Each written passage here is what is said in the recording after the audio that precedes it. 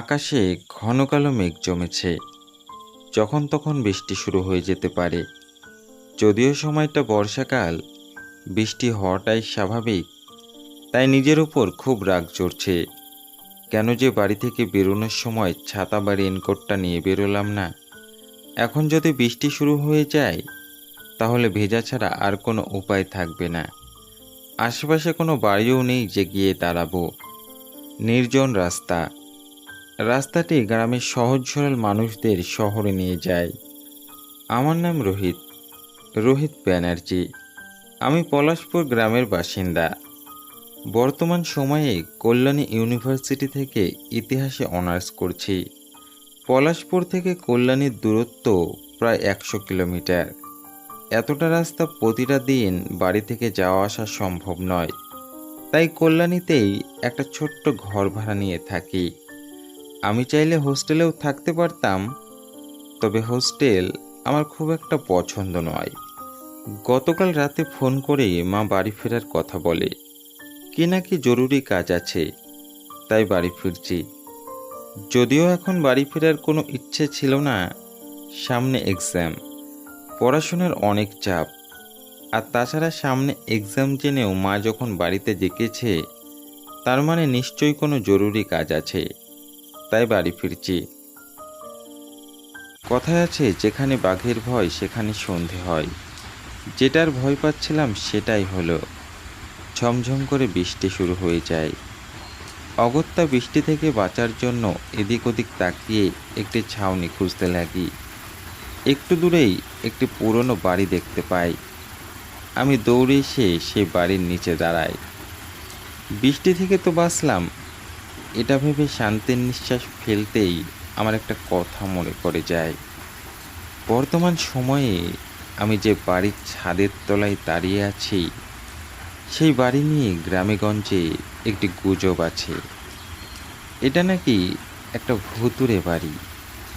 এই বাড়িতে নাকি ভূত বসবাস করে। তবে আমি এসব ভূত পেতে বিশ্বাস করি না, তাই এই বিষয় নিয়ে বেশি ভাবলাম না। আজকাল বৃষ্টি থামবে বলে মনে হচ্ছে না। প্রবল বেগে বৃষ্টি পড়ছে। চারিদিকে একটা গা ছমছমে ভাব। নির্জন এলাকা। এর মাঝে একাকী একটি ভুতুড়ে বাড়িতে দাঁড়িয়ে আছি আমি। যদিও আমি ভূত পেতে বিশ্বাস করি না, তারপরেও আমার অবুঝ মনটা সেই সব বিষয় নিয়েই ভাবছে। মনের মধ্যে হাজারো প্রশ্ন ঘুরপাক খাচ্ছে। সত্যি কি ভূত হয়? এই বাড়িটা কি সত্যিই ভূতের বাড়ি? আমি কি এই বাড়ির সামনে দাঁড়িয়ে ভুল করলাম? আমার কি এখান থেকে চলে যাওয়া উচিত? মনের ভেতর থেকে আওয়াজ আসলো, হ্যাঁ, চলে যাওয়া উচিত, চলে যাওয়া উচিত। তাই আমি বৃষ্টিতে ভিজে ভিজেই বাড়ি ফেরার সিদ্ধান্ত নিলাম। ঠিক তখনই বাড়ির দরজা খোলার আওয়াজ শুনতে পাই। দরজা খোলার আওয়াজ শুনে ভয়ে আমার হাত পা ঠান্ডা হয়ে যায়। আমি ঘাড় ঘুরিয়ে দেখি আমার পাশে দাঁড়িয়ে আছে একটি বৃদ্ধ লোক। কে? কে? শ্যামল? শ্যামল এলি বাবা? শ্যামল? না না কাকু, আমি শ্যামল নই। আমার নাম রোহিত, রোহিত ব্যানার্জি। আমি পলাশপুর গ্রামের বাসিন্দা। আমি শহরে কল্যাণী ইউনিভার্সিটিতে পড়াশোনা করি। সেখান থেকে বাড়ি ফিরছিলাম, হঠাৎ বৃষ্টি শুরু হয়ে গেল, তাই এখানে এসে দাঁড়িয়েছে আর কি। কি? তুমি শ্যামল নও? না কাকু, আমি শ্যামল নই। আমি রোহিত, রোহিত ব্যানার্জি। ও, তা বাইরে দাঁড়িয়ে আছো কেন? ভেতরে এসো। এই বলে বৃদ্ধ লোকটি ভেতরে চলে যায়। আর এদিকে বৃষ্টির আবহাওয়া দেখে মনে হচ্ছিল না এখন বৃষ্টি ছাড়বে। তাই আমিও আর কোনো সংকোচবোধ না করে বৃদ্ধ লোকটির পেছন পেছন ভেতরে প্রবেশ করি। শ্যামল কে হয় কাকু? আপনার ছেলে নাকি? হ্যাঁ বাবা, শ্যামল আমার একমাত্র ছেলে। শ্যামল যখন খুব ছোট, তখন ওর মা মারা যায়। তারপর আমি নিজের হাতে কোলে পিঠে করে ওকে মানুষ করি।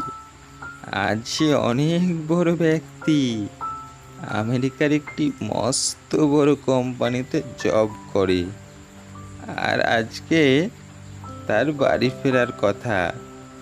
আমি তারই অপেক্ষা করছি বাবা। বৃদ্ধ কাকুর চোখে মুখে একটা খুশির ছাপ দেখা যাচ্ছে।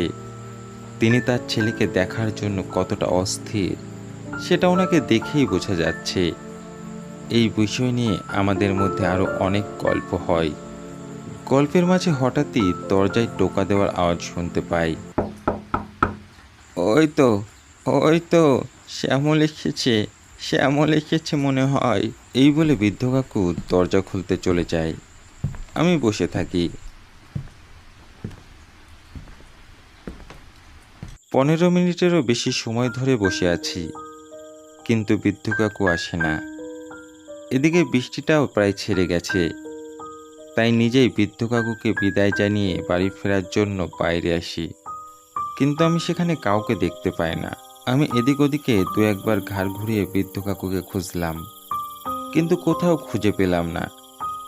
এদিকে রাত হয়ে আসছিল, আমাকে বাড়ি ফিরতে হবে। এখনো প্রায় অনেকটা পথ বাকি, তাই আর দেরি করলাম না।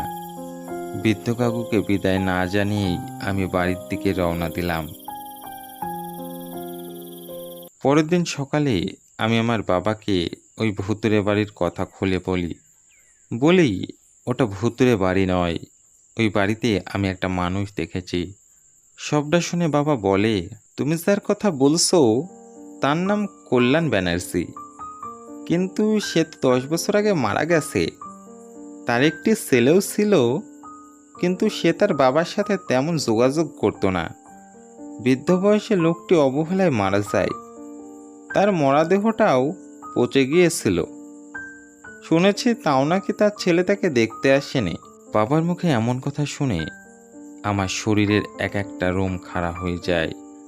আমি আতঙ্কিত হয়ে যাই। বাবা কি সত্যি বলছে? তাহলে কি কাল রাতে আমি একটা অশরীরীর সাথে গল্প করছিলাম? এটা কি সত্যি? এটা কি বাস্তব? ভূত সত্যিই হয় তাহলে? নাকি আমার সবই কল্পনা? নাকি পুরোটাই আমার স্বপ্ন ছিল? কোনটা?